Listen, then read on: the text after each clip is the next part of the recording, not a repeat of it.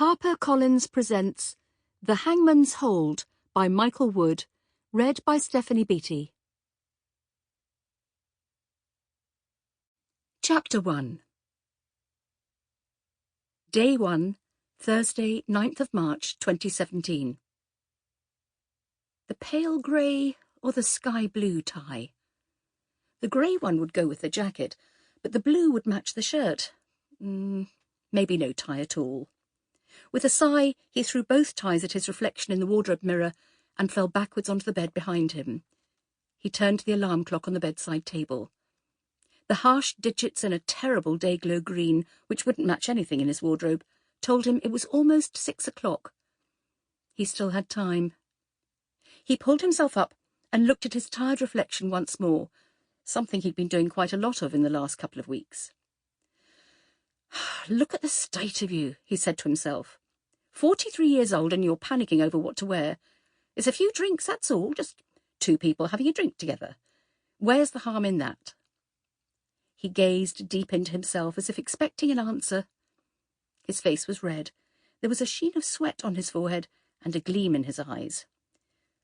Of course, it was more than just a few drinks. It was a date, an actual date. A trial run to see how two people who, according to a computer, seemed ideal for each other, would get on in reality. It was also his first in more than 25 years. Following his divorce, and a long period of adjustment, Brian Appleby had thought he'd been left with a life of singledom, a life dedicated to himself and the things he enjoyed doing. He'd go on holiday with friends, trips to the theatre, and when he fancied being alone, he could watch a film on the sofa with his feet up and his socks off. Unfortunately, life hadn't worked out that way. All his friends had abandoned him, as had his family. He could understand that. He would probably have done the same in their position.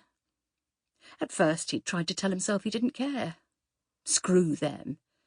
Yes, he'd made a number of mistakes, but he'd paid his price. Shouldn't he be able to move on and continue with the rest of his life? Why couldn't other people see that? Their loss. If they didn't want him around, he'd find new friends. That had been easier said than done. New friends were hard to come by, especially when you were a stranger, with a past you refused to talk about. Again, he hadn't cared in the beginning. He enjoyed his own company, but evenings in front of the TV eating pizza and not talking to anyone had soon begun to take its toll.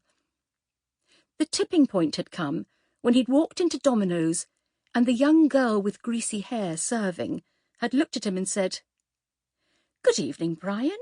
What are you in the mood for tonight?" She knew his name. He knew her name. He knew the name of every member of staff.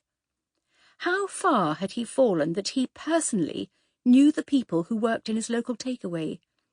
He had quickly ordered and made his escape, returning home to examine the pathetic existence his life had become. His light at the end of the tunnel had come in the form of an advert on late-night television. A new website had been set up for the recently single, looking to meet new people, for socialising, etc. He hadn't been too bothered about the etc., but he'd missed having someone to share his interests with. He'd logged on, created a profile, and spent a full evening trying to find a decent enough photograph of himself. That had been a task in itself, as he hadn't been able to remember the last time he'd had his picture taken. Actually, that wasn't true. He could remember, but a police mugshot wasn't something you used to attract a lady. Eventually he'd resorted to taking a selfie, his first, and hopefully last, one. He'd surprised himself by how smart he looked in his suit and his neatly combed hair. Fingers crossed he looked completely different from the picture of him that had been slapped all over the tabloids. After a week, he had chatted to 11 different women. None of them were his type. Well, he didn't have a type as such, but he knew that the ideal woman would jump out of the screen at him. Eventually, she did. A professional single woman named Adele Keane, a few years younger than him, attractive, enjoyed the theatre, eating out, and a good film. She ticked all the right boxes.